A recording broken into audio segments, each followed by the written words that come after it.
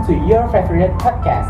Today, we're diving into something that's super relevant in today's world, the money as a lifestyle. Who doesn't use it, right?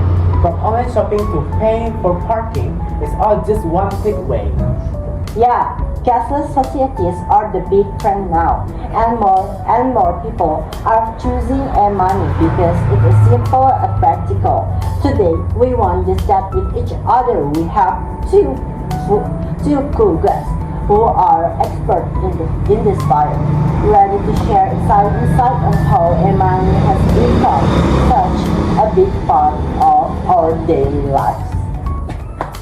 Absolutely. Let's welcome our first guest, a seasoned expert in the world of fintechs. Nur Nabila, welcome Miss. Hi, thank you for having me.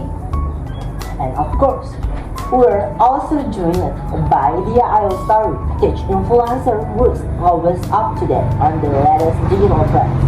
Hello, Mbak Ayostari, welcome. Hello, I'm so happy to be here. Alright, let's dive straight into the first question. Norna, as someone deeply involved into the fintech world, how do you see in the development of e-money in Indonesia, especially in recent years?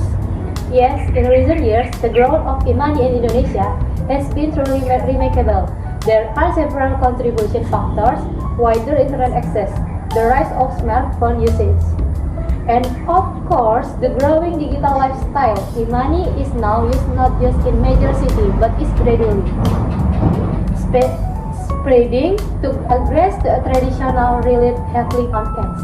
Wow, that's fascinating. So, e-money isn't just for small transactions anymore, right? Even for things like paying bills or using public transportation, everyone can be done with e-money now. Exactly.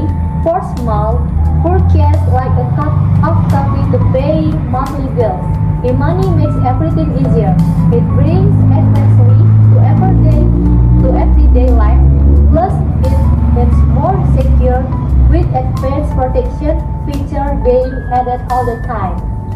Mbak Dia Ayostari, as a tech influencer, you often receive insights from your followers about e-money. What do you think makes young people prefer e-money over physical cash? In my opinion, young people love convenience and speed. Money makes everything faster and easier. You don't have to carry around a full wallet or coins, use your phone, and everything is right there. Plus, there are tons of perks like promos, cashback, and discounts, which make money even more attractive. I think these factors are what make money so popular among the younger generation. So, e-money is really like a tool to get more value, right?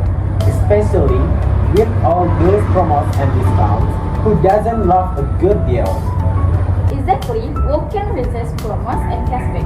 And with money, it's easy to get them. Whether it's through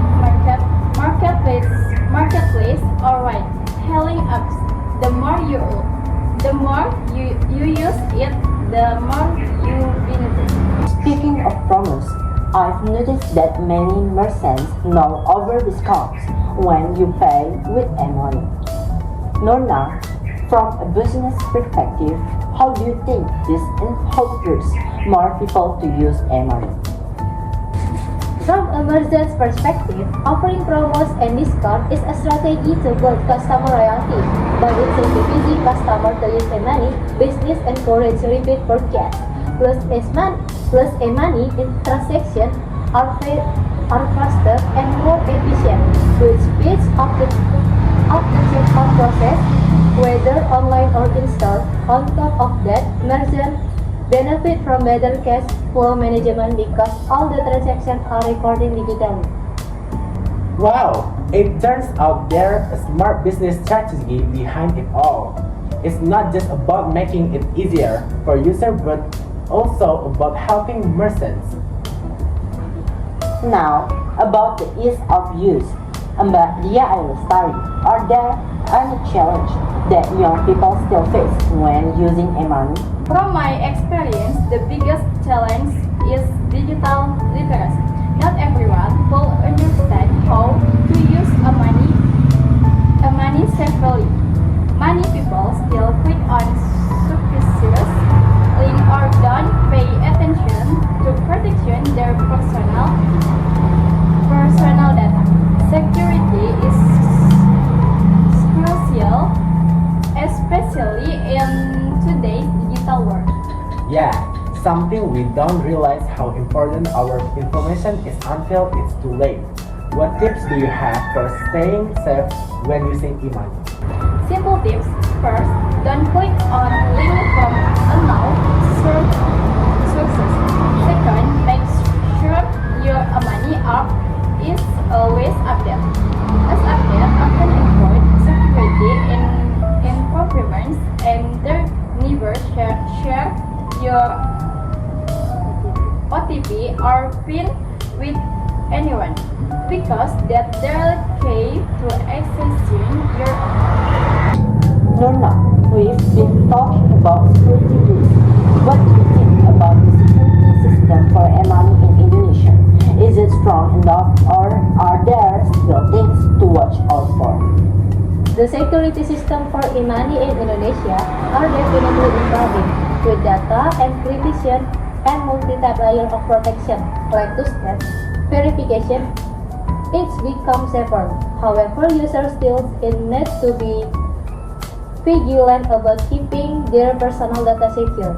Many security breaches happen not because the system is weak, but because users are careless with their account information.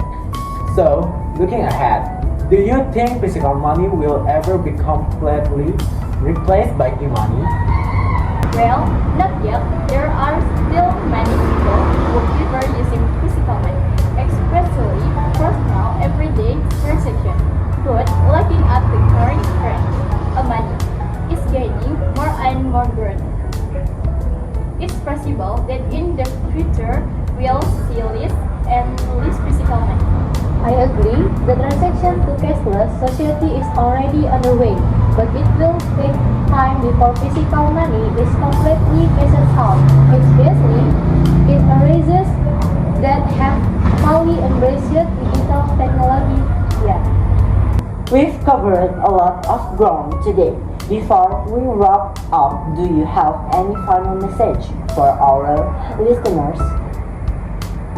My message is simple. Use e-money wisely, take advantage of its convenience, but always be cautious. Protect your data and don't get too caught up in the promos and discounts.